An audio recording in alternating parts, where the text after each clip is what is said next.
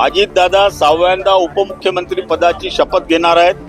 या महाराष्ट्राच्या जनतेने राष्ट्रवादी काँग्रेस पक्षाला भरभरून मतदान केलं आणि 41 आमदार निवडून आणले. त्याच्यामुळे अजितदादा हे भारतातले एकमेव असे नेते आहेत की जे उपमुख्यमंत्री पदाची 6व्यांदा शपथ घेत आहे. कारण की या महाराष्ट्राच्या जनतेचा पूर्ण विश्वास हा अजितदादांवर आहे आणि त्यामुळे अजितदादांनी जे कोणते वादे केले आहेत ते वादे पूर्ण करण्याचं काम या 5 वर्षात ते करतील.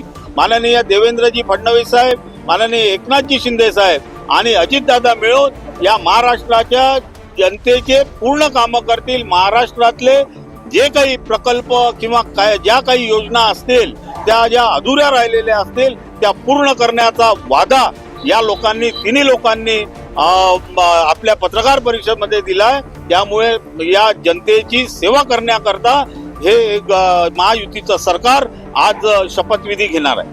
कुठेतरी कार्यकर्त्यांची नाराजगी दिसून येत आहे कारण की उपमुख्यमंत्री पद भेटलेले आहे, मुख्यमंत्री पद नाही भेटलेले अधिकारी. असं आहे, जो आमदार होतो त्याला मंत्रीपद पाहिजे, तो मंत्री झाल्यावर त्याला कॅबिनेट पाहिजे.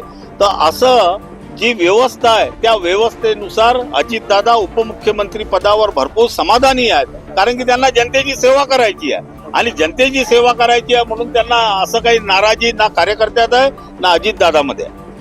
कुठेतरी महायुतीमध्ये एकनाथ शिंदे हे नाराजगी नाही, ते काही नाराज कोणीच नाही. आता सगळेच जण इथे येऊन राहिले आहेत आणि तिघही जण मंत्रिपदाची शपथ घेणार आहेत. त्याच्यामुळे तो काही विषयच नाही आहे.